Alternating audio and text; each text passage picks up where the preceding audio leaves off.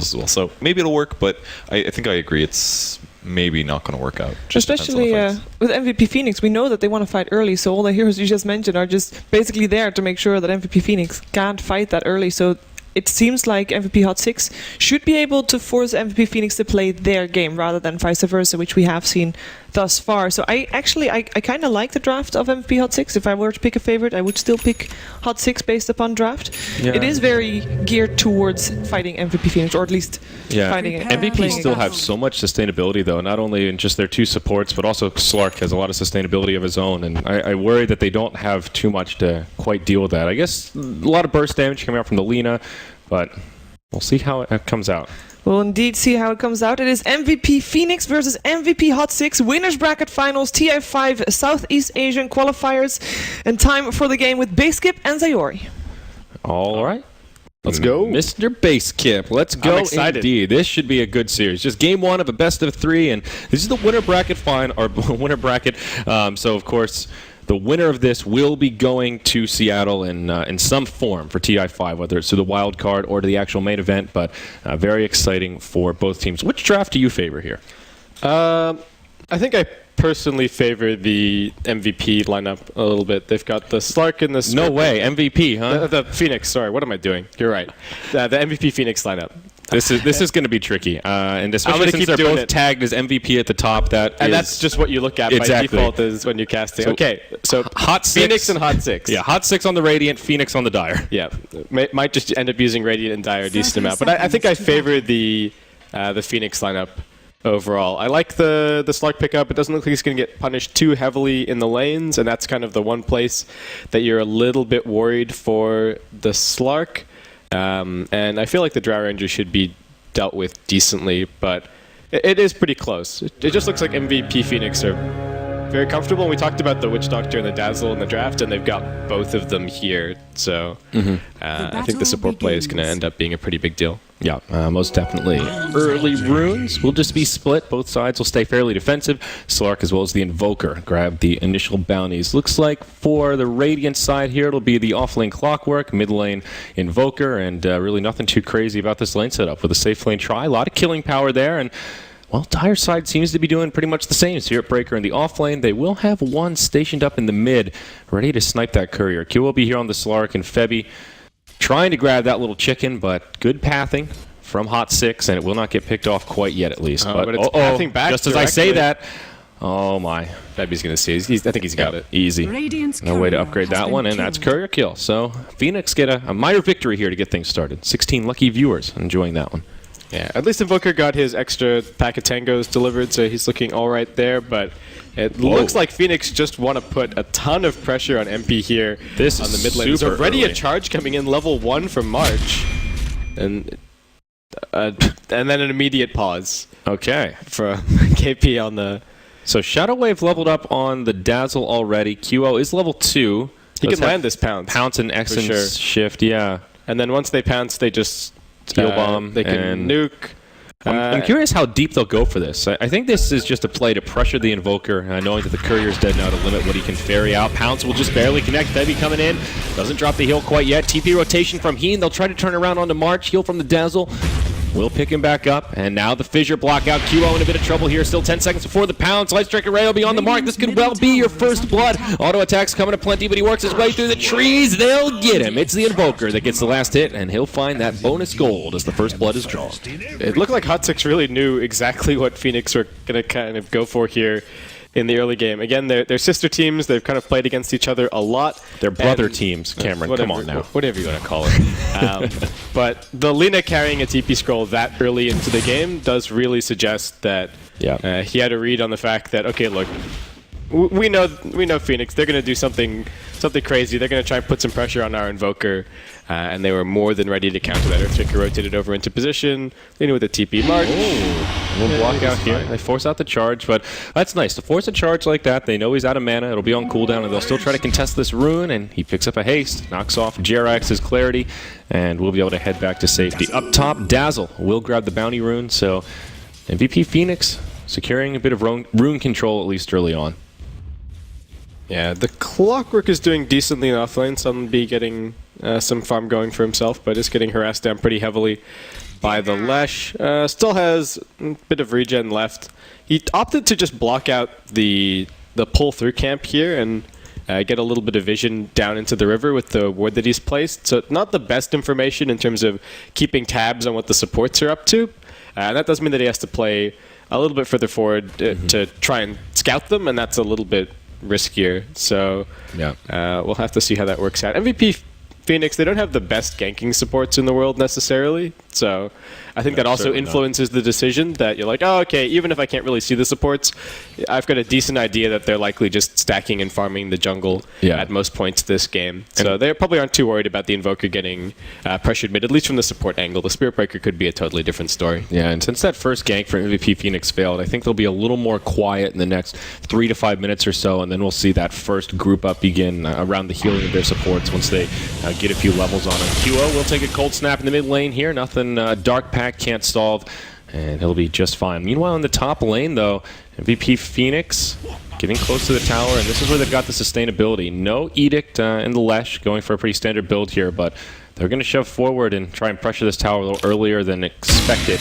which will be good news for Sunby as he's already level 3 and will get a bit more XP out of this push. And there's that stat you were talking about, Base Kip, with Nuts. 7-0 on the Witch Doctor. How about these Nuts? Yeah, and the KDA as well is something ridiculous to look at. I think he, averaged 5, 2, and 11 on a Witch Doctor. That's nuts. Often does... exactly, that is nuts.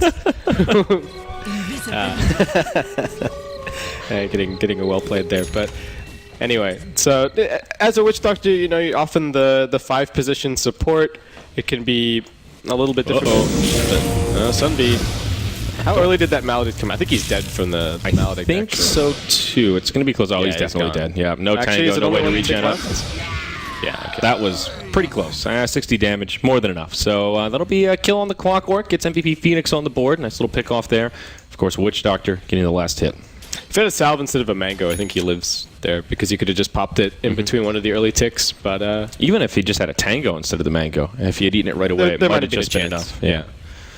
So the mango not going to save him there, but Sunby's still going to hang on to that one for now. He's about to reach his level 4, so Phoenix have lost control of this top lane once or twice, I think because of the pull-through camp being blocked out. And that has given some extra experience to the clock. Doesn't have a ton of CS to work with, but he just wants to grab his level 6 and go and try and get things done. The unfortunate thing for him is that even once he gets his level 6, finding ganks might be somewhat difficult. The Dazzle's definitely going to be carrying a TP for pretty much all of the early to mid game, and he's already got one picked up right now. And Slark and Spirit Breaker are both fairly difficult to gank to begin with. So I really like the Phoenix decision to put the Lesh up on the safe lane and keep him out of harm's way, because if he'd been over at mid, I think you'd definitely see HOT6 rotating with the Lina and the Earthshaker, Tornado into a Fissure, into a Light Striker, and there's absolutely no chance. Here we go. Pressure on that tier 1 tower down bottom. They'll jump onto March. Shallow Grave comes out from Febby. That'll buy him some time, but now the Gust keeps him silenced, and they'll get the kill there. Cask bouncing around, slowing down HOT6, so they've already taken out the tower. Lesh rotates. Split Earth will connect. Forev will be the first to fall on the Radiant side. Nuts just barely lives, and now the TPs from MVP HOT6 will get them out. So a 1-for-1 down bottom. They will grab the tower kill as well. And meanwhile, was that a solo kill on mid? Looks like I think so. MP just picking up QO there. Yeah, not sure exactly what happened, but we'll find a solo kill. That's great news for HOT6. Meanwhile, up top, March as well as Sunby going blow for blow. The Battery Assault doing some fair damage here at the Space Gal. He knows his limits, and he'll be just fine. I wanted to comment on that Drill Ranger build as well. A 1-1-3 at level 5. A bit different from what we've been seeing. Most Drill Rangers going for that more stats-based type build with a singleton point in the Precision Aura. Yeah, I think he's just trying to tip the mid lane as much as he possibly can to make sure that the Invoker gets a good start, because that's what we were talking about during the draft, that this Invoker can be a little bit of a gamble. The early game goes decently, but doesn't continue to really progress from there and starts falling off once the BKBs come up. So I think they're hoping to he's hoping to make sure that the Invoker gets as much CS as he possibly can. and that he can pick up his Orchid relatively quickly and start running around and solo killing these supports that have been so important for the Phoenix side. Well, he's definitely taking over the mid lane now. That extra 28 damage making things a lot easier. 2-0 and 0. That'll help, but now winning the CS battle. Tornado EMP. QO will be able to pounce back to safety and dodges the EMP, but the CS disparity is growing quite a bit. You look at the net worth chart, Invoker nearly doubling the Slark at this stage of the game, and both defensive supports will rotate into the mid lane and see if they can change what's happening here. Yeah, but looks like deciding that this is not the best opportunity from the angle that they were going for. There's a pounce down into the river. QO, what's he going for here? He wants the ward up on the high ground, but it's going to come at a grave cost. A lot of his HP, but now he'll get healed up by the supports. Great Tornado. And the EMP will connect on all three. Grave comes out onto QO, but the Earthshaker's there. One more auto attack. Can they catch him? No, the Earth, or Split Earth rather, catches both. Now KP finishes off the Invoker. A lot of back and forth, but it is MVP Phoenix that come out ahead. Close call for the Slark, but he does make it away, and that's the power of those defensive supports that the Dire side have. Extremely clutch Split Earth from KP coming in there as well, and just also showing off how important. We've been talking about it over the course of this qualifier, that in this patch, as the one position player, you need to be carrying a TP. You need to know when to come and join your team and participate, and that was exactly the perfect time for KP. Charge on to Jerax. He's already low thanks to a pounce from QO, and that'll set up an easy one for the Slark. MVP Phoenix getting some good momentum here. March trying to TP home, and oh, Heen, you're going to regret TPing into this one. Will connect with an LSA, but will die with a heal with the Dazzle. Now on the other side of the fight, Chaos is breaking out as an EMP helps set up the kill on the Dazzle. Or pardon me, the Witch Doctor. Lesh already in the grave as they turn around on the Clockwork. Now QO just trying to make the escape, and it looks like he'll be successful on that front. A pretty even exchange here, but a lot of rotations. Even the Drow Ranger coming out of the bottom lane to join the mid. Yeah, but this is what always seems to happen with MVP Phoenix. They get the one little pick off, and they've got the sustain to just keep on diving, keep on going. I mean, the tier 1 tower mid lane, it's low, but Phoenix were diving all the way into past the into tier 2s. Yeah. Yeah, but QO back, feeling nice and safe, backed up by Febby, is going to be able to get out. He was even looking to turn around there, sort of got up into the fog on the high ground, realized there's no ward here, I can bottle, I can get my heal off of my ultimate, and actually even still had his ultimate available, so I don't think he was really at risk at any point. Mm-hmm. So MP, what does he have in the way of item progression here? Yep, just going straight into the Orchid. Pretty standard build for your Quasflex Invoker. You talked about that style of just hunting about in the jungle and looking for solo pickoffs, and this could actually be a decent game for it. Dazzle and Witch Doctor, great when they can get their spells going, but if you initiate on them with a Ghost Walk and you can find a kill before Shallow Grave comes out, then these supports can be food. So I think a good game for it here is up top. We'll see a gank attempt get set up. Clockwork does have a hookshot available, but Split Earth will connect. He's already down to about half health. Here we go. Point blank hookshot after the fissure helps set it up. EMP from around the tree line will do some damage, but not enough to keep the Clockwork alive. Dazzle not going to get off the Shallow Grave, and it will cost the Lesh his life. Now Nuts in some trouble as he's cold snap, trying to juke through the trees. He's juking, he's jiving, he almost stays alive. The heals are just enough. He will walk back to safety. Now a charge from the Spirit Breaker onto Jerax. They want to punish this dive, and boy will they. March should be able to connect on this one. Fissure is up, but can't get it off. That cast point just too long. QO comes pouncing in, won't connect, but still sets up the kill, and Earthshaker will end in the grave. Now on the backside of it, they'll chase down MP. Tornado won't connect, or pardon me, MP won't connect with much, but nor will the pounce. More heroes rotating in as they try to finish off the Invoker, but Cogs from the Clockwork push back QO. That sets up the kill there. March and Febby on the run. It seems HOT6 have the reinforcement advantage here, but another beautiful splitter from KP. He's got the Pulse Nova on. He'll chase down the Invoker, finds the kill there. Now another charge in, but it's the Drow Ranger that joins the party. Gust pushes him back, and again, it's the Dire side on the back foot, but Nuts is here. Cask bouncing around like crazy. Another brilliant splitter, even though Hadouken flies through. Nuts barely gets graved in time. They get the kill on the Clockwork. Another Gust pushes back KP. A few more auto attacks. They might find it, and they do. Now a Fissure on 2 blocks out Febby, but the Cask! It's bouncing around. It'll keep Febby alive. Witch Doctor gets the kill on Lena with the DOT. Oh my gosh. Base kip. What is going on? That was an absolute bloodbath on top lane. I was like, okay, they're finally going to disengage now. That's the last kill. Never mind. More TPs, more Split Earths. Great play from KP, and I think the MVP Phoenix support's also playing that fantastically. MP got a few nice little plays in there as well. Got the Tornado on both the Dazzle and the Lesh initially so that the Grave couldn't come out and get KP back to the safety of the tower. Also managed to sidestep out of the way of a pounce from QO. So MP putting in a ton of work for his team at the moment, but it does end up being a slightly Phoenix-favored fight overall, though only by about 200 gold and like 100 experience. QO is going for the Hand of Midas here on the Slark. Invoker finds him farming the Radiant jungle, and we'll push him back with an EMP Tornado combo. So the Slark fills up the bottle. Still rune control going the way of the dire side, as Lesh appears to be going into just that classic Bloodstone style of build. Interesting Ring of Protection pickup, though. Wonder what that'll turn into. Or, pardon me, Ring of Regen. And he's going to disassemble his Bastion to build his Soul Ring. Okay, And yeah, maybe that's going to be for the Bloodstone. Ah, okay. Yeah, good call. Yeah, so Just getting some extra regen for now, filling that inventory slot. I like that. yeah, Maximizing efficiency there.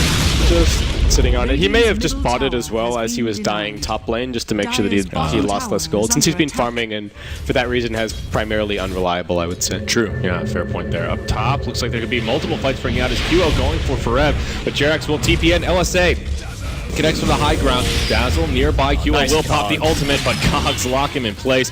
And yeah, Laguna Blade sets up that kill. Now Febby in some trouble as the point blank hook shot comes out. He should have a shallow grave here. Indeed he does, but still on the run. Not yet out of the clear. Lena trying to rotate over. They can't find that last auto attack. Fissure just barely misses, and would have been enough for the kill. Just a dead Slark, but a victory for HOT6 as they've got the superior rotations. Yeah, and that was such a nice cog. Split Febby away from QO, prevented the Grave from coming out. I think otherwise there's a chance that the Slark survives and it's the Dazzle who goes down end of the day, and I think Febby would have definitely preferred that.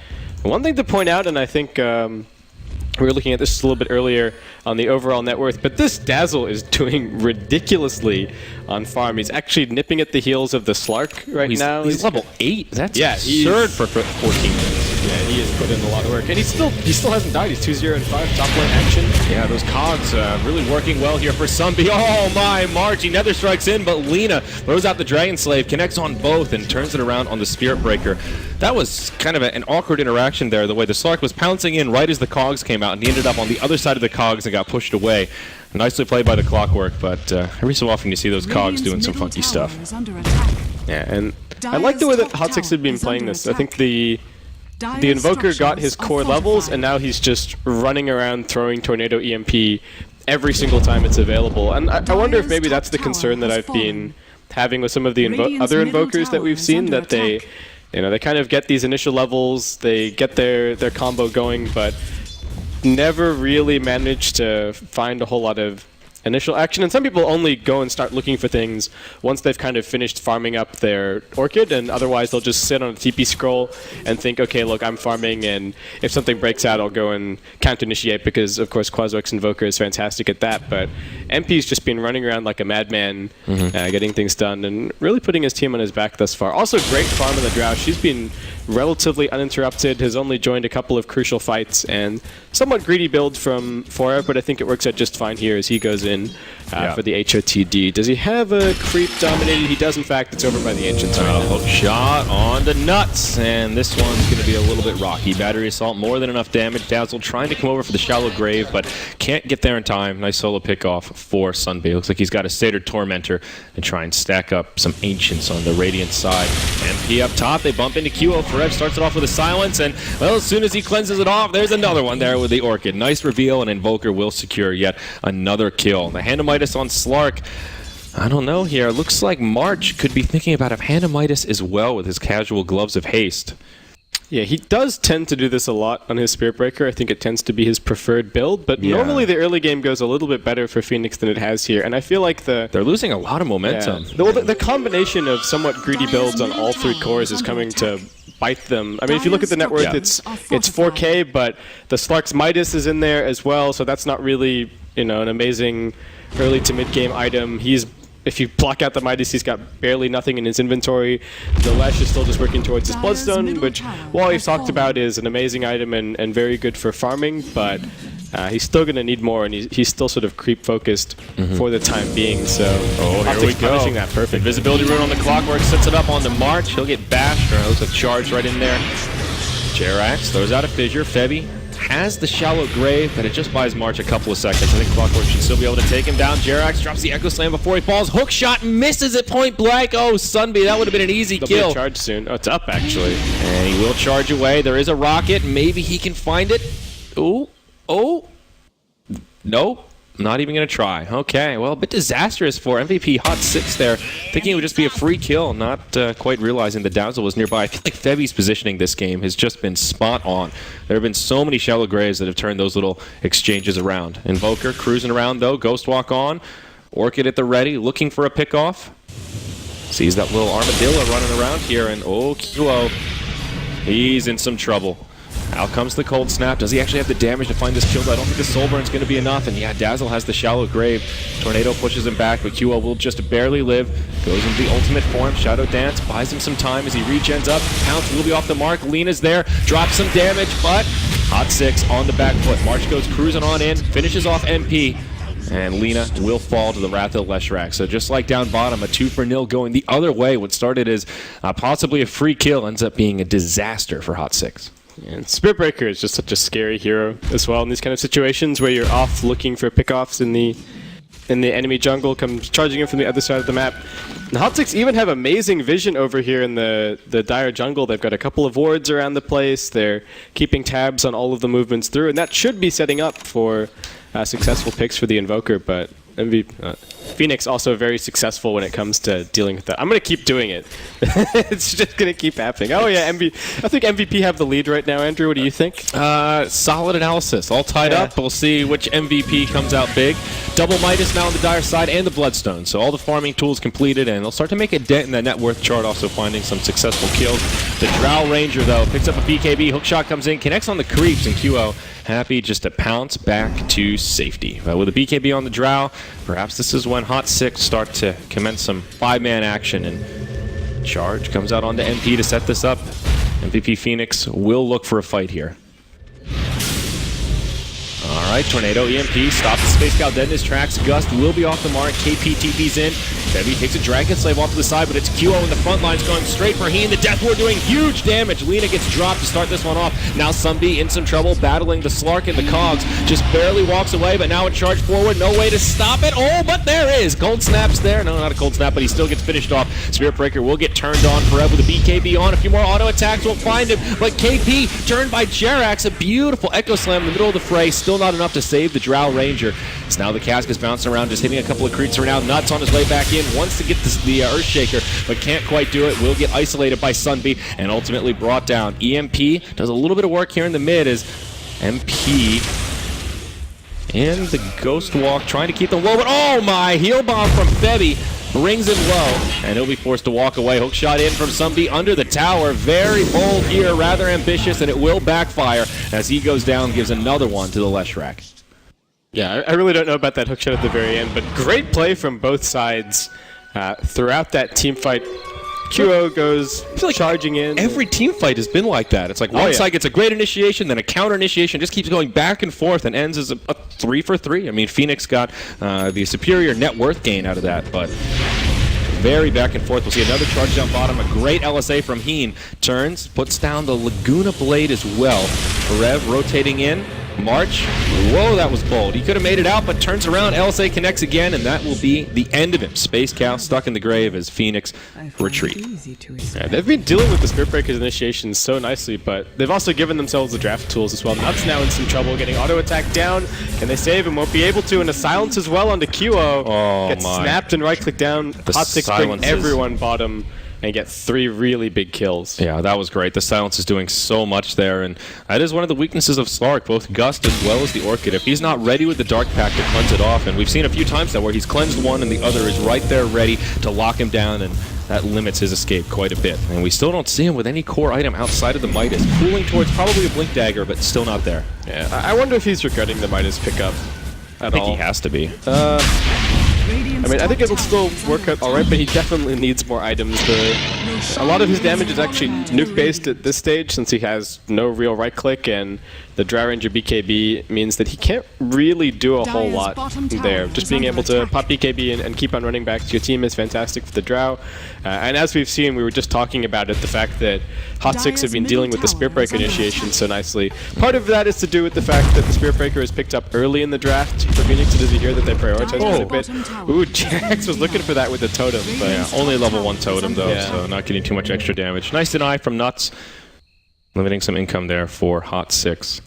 But yeah, just between the cogs, between the Fisher, a couple of Light Strike arrays, and the Tornado, it's been very difficult for March to get into these fights. Of course, all that's going to change once he picks up a BKB. And the one nice thing for Phoenix is picking up this double Midas is putting quite a bit of... It's putting a little bit more time pressure over on the HOT6 side. We already talked about how the Drow Ranger lineups are going to fall off and how we were somewhat worried about the Invoker, and I feel like that's potentially just the approach that Phoenix are taking here. We've got Bloodstone the Shrag farming like a madman. We've got double Midas running right now.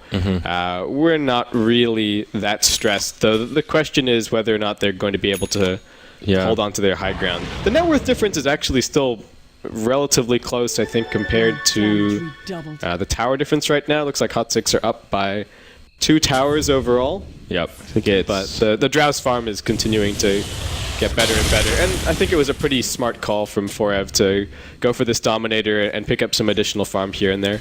Yeah, most definitely. Lina going for probably a Glimmer Cape there with that Shadow Amulet as HOT6 do smoke up around their Ancients. Now, MVP have picked up a few core items here, the biggest one being that Blink Dagger on the Slark. So he is slightly more combat ready, and I feel like you can just really feel the Bloodstone effect on Lesh. His net worth has just been going up and up since he's picked up all that mana regen, and now gets a Yule Scepter. So, and yet another tool to make things easier for this Dire side. We'll see what this smoke can achieve. Somebody walks right into March, point blank hook shot. They'll drop the Laguna, put him in the cogs, and the Spirit Breaker will get taken out before he can do much at all. Now they see QO in the top lane. He will blink forward, uses his Dark Pact. Thought that may set up an opportunity for HOT6, but instead they head to that tier 2 in the mid lane. Yeah, I think smart play. They were pinging out the Slark a little bit earlier, I think, so they were actually aiming for a kill on him instead, but realizing exactly the play that QO is going to make, which is we just killed the Spirit Breaker, he's going to go and split push top lane and prevent us going for the tier 2 there, so let's just swing to mid and grab what is honestly even the more valuable tower overall here as they continue to open things up. Yep, central access point now with the tier 2 mid and bottom down. Phoenix will have a much more difficult time contesting Roshan or even taking it for themselves. The upcoming moments. Roshan's down, the Aegis is on. Upcoming moments. In the upcoming fight. 2 minutes left, and they're going to go straight to the high ground here. See what they can do. The Slark is off in the top lane. Will TP back to try and mount the defense. Poor Alpha Wolf will get hit by the cask, and 4 HP will go down to the Lesh. That's a minor victory there. Poor guy. There's still a glyph available for Phoenix, so should be able to hold this out somewhat. Good pressure applied top lane by QO. Is going to keep things out somewhat. In terms of the warding, I feel like HOT6 could have found a few more opportunities to place wards over on the Dire side of the map, but if you actually just look at the Dire minimap right now, it is covered in sentry wards. There's just sentries everywhere. Having the Slark factor is making it really easy for them to deny vision to HOT6 right now by breaking up bottom lane. Yep, Clockwork on the run. We'll be able to survive the initial onslaught, but in comes the charge from March. Death Lord doing some serious work here. Lina will be the first one to go down. Now they get the kill on Clockwork. A fast 2-0 as MP will move into Ghostwalk form, and he heads for the hills, but they've got a dust. The Split Earth will connect. Tornado on the entire team. It feels like Pounce just barely clips him. Will set up for the charge, and he goes down. Jerax takes a cask, and oh my, Phoenix. Huge play from Nuts there. The Earthshaker was a fraction of a second away from blinking and echo slamming on 4 heroes that were all trying to kill the Invoker. Might have found 1 or 2 kills, but Nuts just auto attacks him once and cancels the Blink Dagger and then just find 1 more. So great play there, and huge burst momentum for this Dire side. 4-0. Aegis still standing on the Drow Ranger, but it's just about to expire. So they're pretty okay with leaving her left alive. They get the tier 1 tower down bottom, and KP will get the last hit on that. So Look at that net worth graph, and Lesh is pretty close, or chart rather, but yeah, the graph tells the story very clearly. Lesh almost overtaking the Drow Ranger as number 1. Yeah, and Slark's Midas is continuing to push him up and up and up. The Spirit Breaker, after that fight, almost has his BKB completed. Like we were talking about, once that's up, HOT6 really have no way to deal with the Spirit Breaker's initiation. And I'd say at the moment it's been kind of 50-50 for March. Some of the charges have been successful and gone in and found their targets, and about the other half have been cancelled by one of those abilities that we were talking about. So switching that to 100% with the BKB is going to be a very big deal.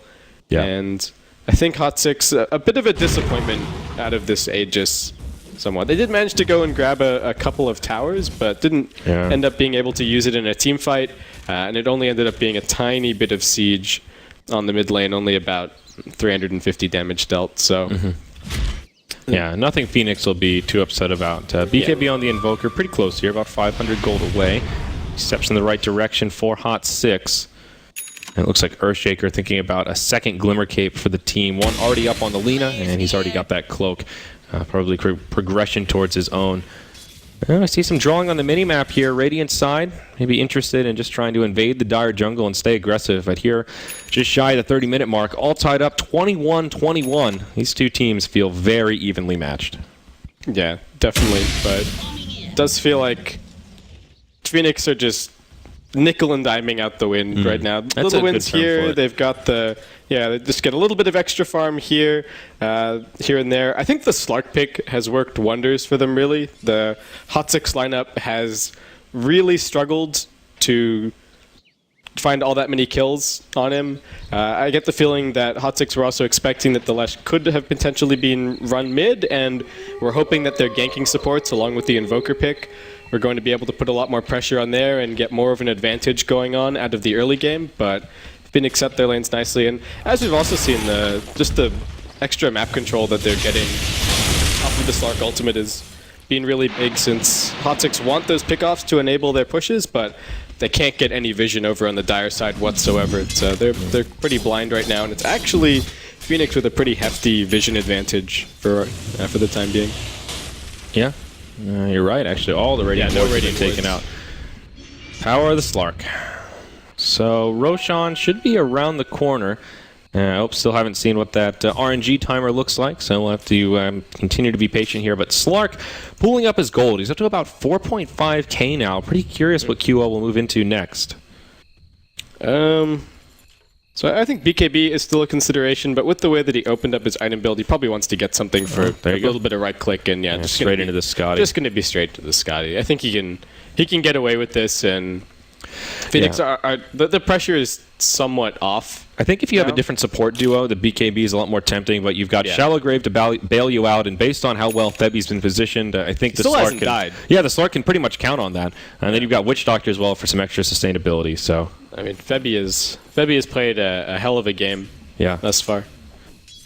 Yeah, and you say he hasn't died, but it's not like he's been avoiding fights. It feels like he's been right there in pretty much every skirmish. It's not like he's self-graving and TPing out every single time at the first sign of danger. He's saved teammates. He's barely even used the grave on himself, honestly. It feels like it's always going on somebody else. Yeah, I feel like it might have only been that one time on the mid lane when he was there trying to save Kyo anyway, but it was just good play from Sunbi, who actually ended up securing that kill. But Drow's still finding good farm, but like we've been talking about, it's Slark and Lesh creeping up little by little, and with the map dark, I think MVP Phoenix feel pretty safe to continue grabbing farm. Yeah. And we were just talking about some item pickups for HOT6. The BKB is now complete for MP. Looks like Forev's just going to be going for a butterfly here, so some extra damage. And there's a 4-staff up on Sunbi, so hitting some pretty big timings, and definitely this is their moment. They've just grabbed kind of 3 big items to participate in these next couple of team fights. Roshan's back up, and I think for them it's going to be trying to establish some wards around the pit, potentially go and find a smoke depending on how confident they're feeling, and then they need to look towards Roshan and keep this momentum going, because the Invoker is already starting to feel like he's starting to hit a wall in terms of he's no longer able to really run around and continue finding pickoffs, because they aren't really starving the Phoenix supports at all. They've got tons of sentry wards, plenty of anti-invis, and MP is honestly just too scared at this stage and just sticking with his team. A Witch Doctor making a lot of progress towards that Aghanim Scepter. More than halfway there now with the Ogre Club and Point Booster completed. But there's the biggin, the Butterfly on the Drow Ranger, and no tools to cut through that evasion quite yet. MKB, probably something QO will look towards as this game goes on, but still very far away from it, as he's still working on his Scotty, which at this point he's pretty committed to. Oh, never mind. Scotty completed. The rest of it was on the Courier. So now if he wants MKB, could be a good hybrid here. Give you some extra damage now that you have the big stats from the Eye of Scotty. It's actually so important for HOT6 to try and take a fight around wards at this stage, because they're much more reliant, I think, on their initiators, the Clockwork, the Earthshaker, and the Invoker, finding the MVP backline. Because if they don't, QO is just never going to die. Smoke on smoke action. BKB pops straight away by Forev as QO goes right to the fray. Shadow Dance turned on as he tries to focus down Heen. Glimmer Cape will keep him alive. The rest of MVP Phoenix kind of on the back foot here, but the Death Ward from Nuts doing a lot of damage. The cask bouncing around as well. All the players still alive for now, but Forev getting low. The evasion keeping him up, but in the end he will fall. Decent Echo Slam from Jerax, but I don't think it's enough. Lesh now pulsing all over this fight, and it's MP trying to do what he can to turn it around. Dazzle's here, throws out the Poison Touch. QO reinitiating Yule to set up onto MP right into the Split Earth. He'll go down. The Earthshaker barely TPs out, but when it's all said and done, it's the dire side that comes out big. The superior sustainability rings true. Yeah, that'd be great patience there on the grave. I mean, QO was able to disengage anyway, but also continues to be fantastic positioning from the Phoenix side overall. Jerax, I think, even just got frustrated towards the end there. He spent the entire fight waiting very patiently, looking for a good Echo Slam. I think he was just hoping for a 2-hero opportunity, but in the end, losing the Drow Ranger kind of forced his hand, and that was already too late at that stage. They missed the free kill on March because he fished too early on the Tornado, and so didn't end up grabbing that one. So minor display as well for HOT6 there. It's going to have a pretty big impact, but And of Phoenix course, just schooled them in that fight. Yep. Now Phoenix get that Aegis of the Immortal. That's Roche number 2. And the Witch Doctor again. We've been complimenting how Nuts has been playing the Witch Doctor, but right in the middle of that fight just drops the Death Ward, but he was able to channel it for a decent duration because that cask was just bouncing around like crazy. Everyone was stunned up. They couldn't interrupt it, and he really got a lot of damage done, and of course healed up his team quite a bit as well with that Voodoo Restoration channeling the entire time. Yeah. The other thing that Phoenix had going for them there, I think it was nighttime during the fight, and Slark still has enhanced night vision, I believe, so the fact that the Phoenix supports were able to just hug back towards the camps and stay out of vision, I think that was the biggest thing for Febby. Just amazing awareness of the, of the fog and what HOT6 could actually see, and then only really revealed himself when it was necessary, so that he wasn't exposed to the Earthshaker initiation until it was already too late. And well, it's looking like it might be already too late for HOT6 here, as Phoenix are just getting more aggressive out on the map. The net worth has turned to about a 5k lead in Phoenix's favor, and experience is ridiculous. 10k lead. And that's the double Midas factor right there. Yeah, that's definitely. Really making a big impact on that front. And 35 minutes in, the early Midases are simply just paying off at this point. MVP Phoenix have not lost anything in terms of high ground, and at this point, they're really feeling the benefits of that greedier laning stage that they went for. Now they'll start or continue the 5-man towards the top lane. Looks like they'll start pressuring some tier 2 towers. All 3 still standing for MVP HOT6 on the Radiant side, and they will start to group up here in the top to take a fight. QO goes straight in onto the Clockwork, takes some below. BKB Lesh charges into the front lines as well. MP, BKB, but the Pulse Nova doing a lot of damage here. Lesh will end up falling, but no! Shallow Grave comes out, keeps him alive. Clockwork, the first casualty of this fight. He won't have a buyback. The Echo Slam from Jerax sets up a kill on Lesh as well as the Lina. A double kill there, but Lesh coming right back to life as Jerax ends up going down himself. They kill the Space Cow, but they don't have anything left. That's only the Drow Ranger. She's getting dove. Give him the Rampage. Oh, buyback now from the Earthshaker. Gust comes out, and bada boom, bada bing. Evasions are there, but it's a Rampage for QO. Dieback now for the Earthshaker. Also a buyback for the Drow Ranger. No doubt about it, MVP Phoenix come out big on that one. Now, they can't seize the high ground quite yet. They've got a tier 2 to cut down. They'll get it, but boy, oh boy, 3k net worth gain for the Dire, minus 700 for the Radiant with 2 buybacks utilized. And 1,700 gold for Slark alone. He's now up to 5.3k in his piggy bank, and Man, they just can't deal with the Slark anymore. He's claimed the throne, #1 on net worth. And that I don't know what Phoenix, what HOT6 can do anymore. That fight felt like the nail in the coffin. That was just too much, and we talked about how the economy has paid off, and now it's going to be even bigger. Aghanim Scepter up on the Witch Doctor. He's already done huge damage with just the regular Death Ward. Now that it's upgraded, things get a lot more scary. At this point, Slark can just right-click the MKB if that's what he wants, and I can't imagine he'd really want anything else at this stage. Maybe the BKB if he was really feeling like it's a bit too much. I guess Divine Rapier could be an option. Fair point. He's got enough gold. But no, I think he can continue to play it safe here. Yeah, he goes Basher, so into an Abyssal Blade. I think that similar to the MKB. Lots of damage, and will still give him a lot of killing power.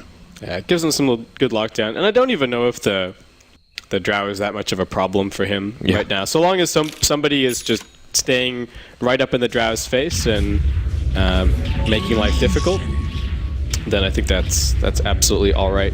Yeah. And yeah, it looks like that's going to be that Abyssal Blade coming in. Yep. Already Phoenix has the relic with total control of the map. I think the Spirit Breaker almost has an AC. It's actually getting delivered right this second. Coming out. He's got all the other components. Okay. Yeah.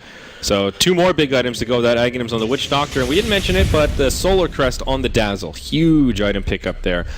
Gives the Slark some more survivability if need be, and also can limit the damage output of one of these right clickers. So feels like the beginning of the end here for HOT6 in game number 1. Remember, this is a best-of-3 series, folks, so we are in the upper bracket. No one getting eliminated off this series, but we'll see a dive on the MP. Pops the BKB, but Abyssal rains from the skies. QO taking a lot of damage, will fall. He just the Immortal bringing him back up, but on the back side, Lesh doing huge damage. Jules just barely keeps him alive after a beautiful Shallow Grave. Now 4F BKB'd, but stuck outside of the base, getting bashed up plenty. The Flash brothers are in town, forced after the high ground. That's his Invoker friend helping him out, but all of a sudden, it's a 5 versus 2, and there's nothing they can do but turn tail and run towards the well.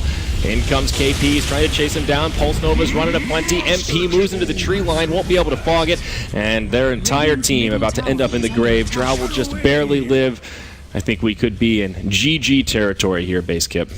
Yeah, well, the Phoenix are diving past a tier 2 into the well at this stage of the game, so I don't know. It's pretty telling. Yeah, that is very telling of the state of the game right now, and they've still just got all of that support sustained. They've got, well, not a whole lot of mana left on Nuts for the Voodoo Restoration, but earn charges aplenty, and the Dazzle heal topping everyone off.